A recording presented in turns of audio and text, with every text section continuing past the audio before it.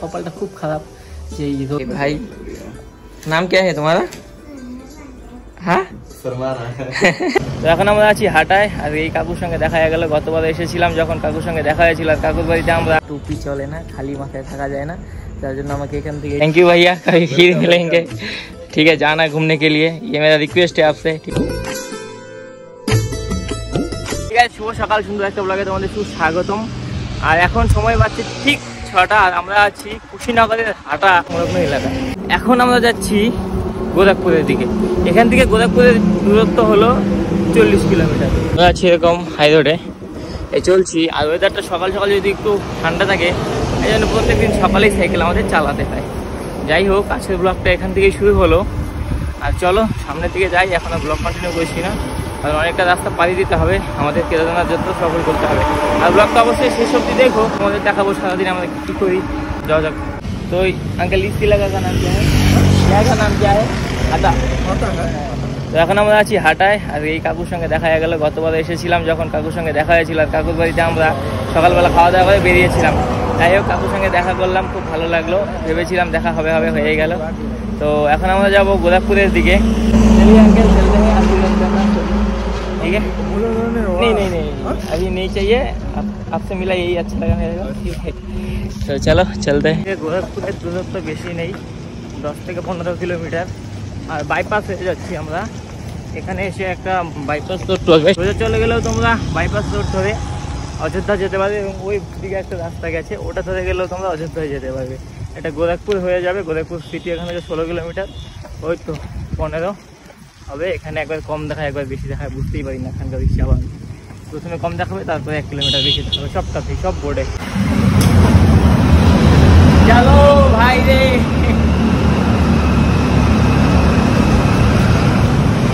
গুহার ভিতর দিয়ে আসিলাম হে মালিক। তো রাইট নাও বাজছে 10:30, আর আমরা আছি একটা দাদার বাড়িতে গোরখপুরে। আর এখানে এসে আমরা দেখো সাইকেল দিয়ে দিয়েছি এই ঘরটায়। আর এখানে দাদা গেল স্নান করতে, সমিতা স্নান করতে গেল, আর আমি এখানে একটু জামা টামা খুলে বাইরে হাওয়া খাচ্ছি। ভিতরে বসতে বলেছিল দাদা আমাকে, কিন্তু আমার বাইরে কেমন লজ্জা লাগে, মানুষের ঘরে ঠেলে আমার বসতে টসতে বেশি একদম কমফোর্টেবল ফিল করি না, তার জন্য এখানে প্রকৃতির হাওয়া খাচ্ছি আর বসে আছি। দাদা স্নান করে আসুক, তারপরে আমি স্নান করবো, আর এখানে রেস্ট করবো আজকে আমার দিনটা।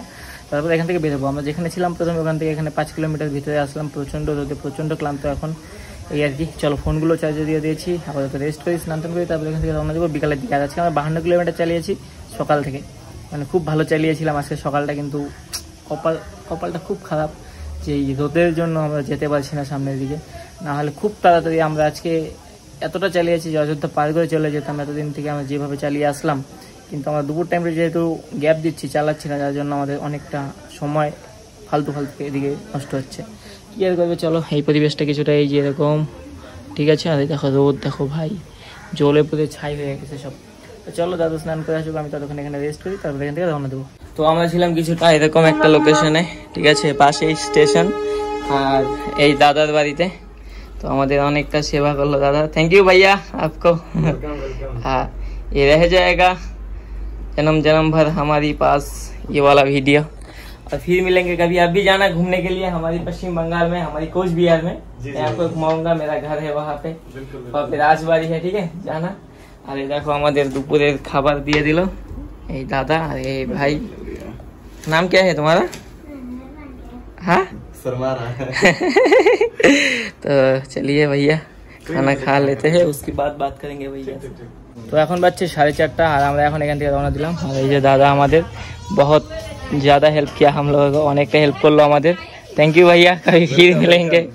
ठीक है, जाना घूमने के लिए, ये मेरा रिक्वेस्ट है आपसे, ठीक है। আর এই তো আমরা বেরোলাম, দাদা বেরিয়ে গেছে, তো চলো যাই। আর দাদা আমাদের খুব, মানে কি বলবো, বলার বাইরে। অবশ্যই দাদাকে যেতে বললাম আমাদের পশ্চিমবঙ্গে ঘুরতে।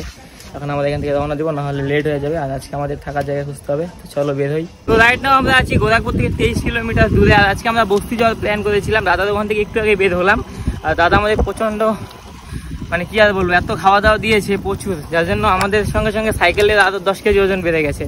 এখন আমরা যাচ্ছি বস্তির দিকে। তোমাদের জন্য একটা খুশির সংবাদ, আমাদের আর 8 থেকে 9 দিন লাগবে উত্তরাখণ্ড পৌঁছাতে, যদি আমরা খুব ভালোই সাইকেল চালাচ্ছি শুয়ে বসে থেকেও। যাই হোক, আর এই হলো এই যে দাদা আগে চলছে। কি আর বলবো বলো, যে ওয়েদার আর যে এখানকার গরম, এখানকার লোকজন আরো বলছে যে এটা তো সামান্য গরম, এটা তো কোনো গরমই না, এর থেকে বেশি বেশি গরম পড়ে আমাদের ইউপিতে, এটা তো সামান্য।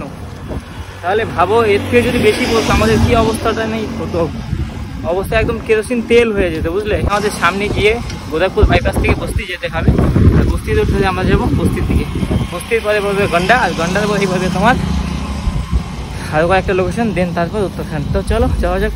তো রাইট নাও আমি আছি এই দেখো এই মন্দিরটায়, ঠিক আছে, এখানে আজকে আমরা থাকবো আর এখানেই খাওয়া দাওয়া করবো। আর এখানে টুপি চলে না, খালি মাথায় থাকা যায় না, যার জন্য আমাকে এখান থেকে এই যে এখান থেকে দিল এটা মাথায় করার জন্য। তারপরে এখন আমরা ভেতরে যাবো, এখানকার নিয়ম শৃঙ্খলা খুবই আলাদা এবং পড়া, ঠিক আছে। দেখো চলো যাই। হ্যাঁ, এখন আর ভিডিও করবো না, এখানে প্রচুর নিয়ম ঠিক। আর এই ব্লগটা এটুকু ছিল, ভালো লাগলে লাইক কমেন্ট সাবস্ক্রাইব করে দিও, টাটা।